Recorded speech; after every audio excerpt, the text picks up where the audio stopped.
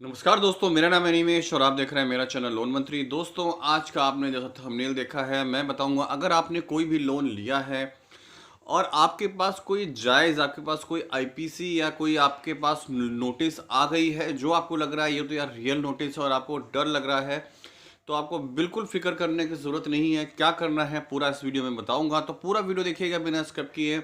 और चैनल पे नए हैं तो उसको सब्सक्राइब ज़रूर कर दीजिएगा। तो चलिए दोस्तों, शुरू करते हैं आज का वीडियो।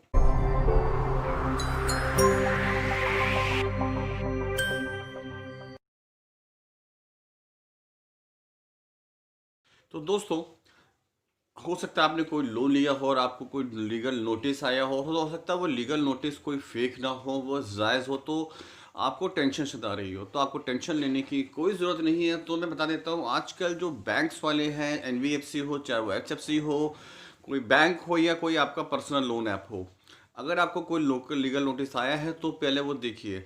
99.99% केसेस में जो लीगल नोटिस आता है वो आता है अंडर सेक्शन 180। जी हाँ, अगर 180 का नोटिस आया है तो हो सकता है वो लीगल नोटिस जायज़ हो, वो आपको कानूनी तौर पे भेजा गया हो, पर उसमें आपको टेंशन लेने की कोई भी ज़रूरत नहीं है। कारण क्या है, ये लीगल नोटिस 180 क्या है पहले मैं बताता हूँ।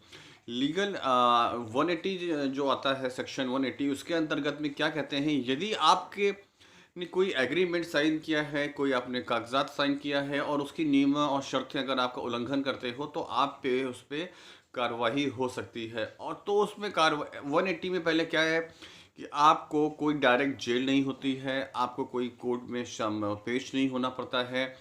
आपके पास आपको सिर्फ उसमें पूरा आपका जस्टिफिकेशन देने का, क्लैरिफिकेशन देने का पूरा टाइम मिलता है। उसमें डायरेक्ट कोई भी आपके पास कार्रवाई नहीं होगी, पहली चीज़।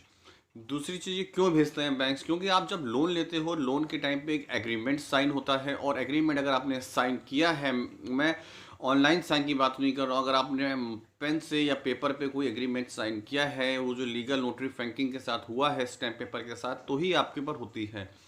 तो भाई साहब, पहली बात तो जो आपके पास जो साइन करते हो कोई पर्सनल लोन पे साइन नहीं करते हो। ज़्यादातर जो साइन होता है वो होता है आपके बड़े बिजनेस लोन पे, होम लोन या मोर्गेज लोन पे। तो जिसने पर्सनल लोन लिया है, पहली बात तो वो उसकी टेंशन हटा दे कि उस पर ऐसा कोई भी 180 की धारा नहीं लगने वाली है। और अगर आपने होम लोन में कोई लैप लिया है तो आपको हो सकता है इसका नोटिस आ गया हो। तो जैसा मैंने पहले बताया है, इस नोटिस में कोई भी लीगल कार्रवाई तुरंत नहीं होती है, आपको पूरा टाइम मिलता है। और 180 कब लगता है, जब आप एनपीए घोषित हो जाते हैं और उसके बाद भी आप रिस्पांस नहीं दे रहे हैं।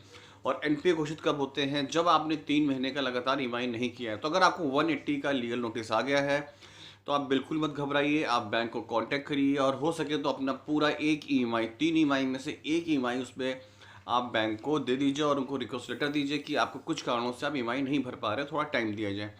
तो यकीन यकीन माने, जैसे ही आप उनको एक ईएमआई पे कर दोगे और उनको अब एक एप्लीकेशन दे दोगे थोड़ा टाइम की, या थोड़ा अपोलॉजी लेटर दे दोगे कि उनको आपको दिक्कत हुई, हमारे पास टाइम ख़राब चल रहा है तो हम ईएमआई पे नहीं करिए, तो आप यकीन मानिए जो 180 नोटिस होता है लीगल जो आपके पास आता है वो नल एंड वॉइड हो जाता है, उसका कोई भी असर नहीं होगा। तो गाइस, एक छोटा सा एक आपको मुझे लगा कि आपको बताना चाहिए, क्योंकि बहुत सारे हमारे कमेंट्स आ रहे थे कि उनको लीगल नोटिस आ रहा है और उसमें उन्होंने वेरीफाई भी किया है वो ट्रू है, कोई फेक नहीं है। तो अगर वो ट्रू भी है तो आपको टेंशन लेने की जरूरत नहीं है। तो दोस्तों, उम्मीद है आपको वीडियो पसंद आया होगा, तो फटाफट आपको दोस्तों में शेयर कर दो। नेक्स्ट वीडियो में फिर से मिलेंगे, तब तक नमस्कार, जय हिंद, वंदे मातरम।